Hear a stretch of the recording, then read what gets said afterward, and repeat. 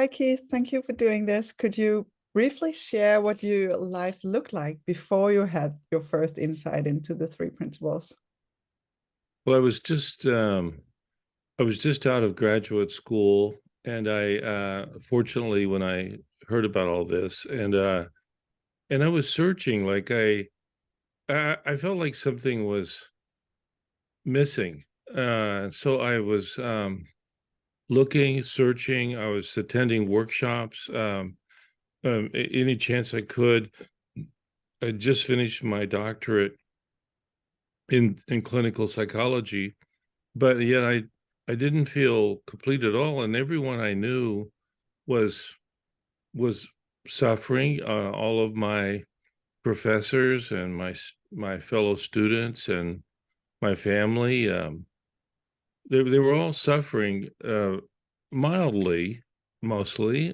Some of them less mildly, but and I was right in there among them. I was just not really. Um, I wasn't really happy, and my marriage had fallen apart, and I was just searching. I was searching, searching, searching, thinking, searching, analyzing, thinking about what is there something there? Is there something here? Is there something that could help me, be uh, find the life that I thought I was missing out on? Really, that was my day-to-day mental life. My mental life was that. Yeah. So when you met the principles, what was the insight you got that kind of changed that?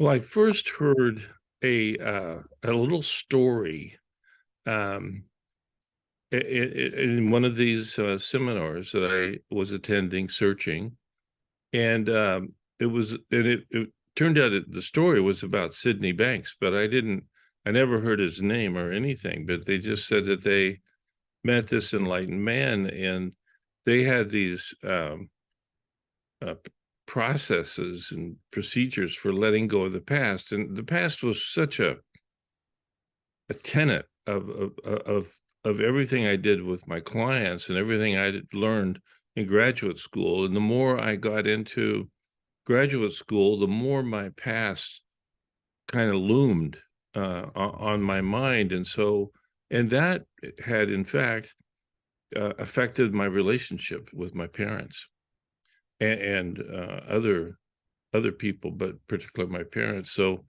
the longer I went in college, the worse my relationship got, and I was so it was poisoning me, but I didn't know it. Uh, I thought I was gaining ground and getting an understanding, and so they told this little story that they had these tricks and techniques to let go of the past, and they asked this enlightened man, what did he do to let go of the past? And he said, oh, I just forget it.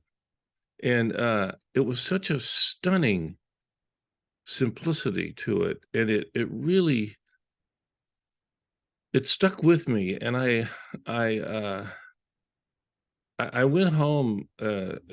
My girlfriend then was Valda, who's now been my wife for 45 years, and so I told her, I said, I want to go meet that guy. And she says, what guy is that? I says, I don't even know his name, and I don't even know where he lives, but I want to meet that guy because something was said today at this seminar that really struck me, and and that was it. That was like the first thing that really uh, reminded me of something. It there was something so truthful and so simple and so profound in it.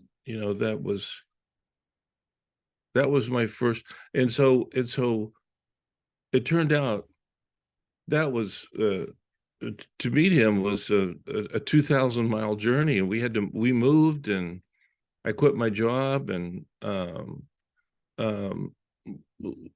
all these changes started happening, but I was on a mission, And I wanted to find out what he knew that would allow him to say that and and and mean it, you know. And then that changed everything. It was like a domino effect. So this was 1977.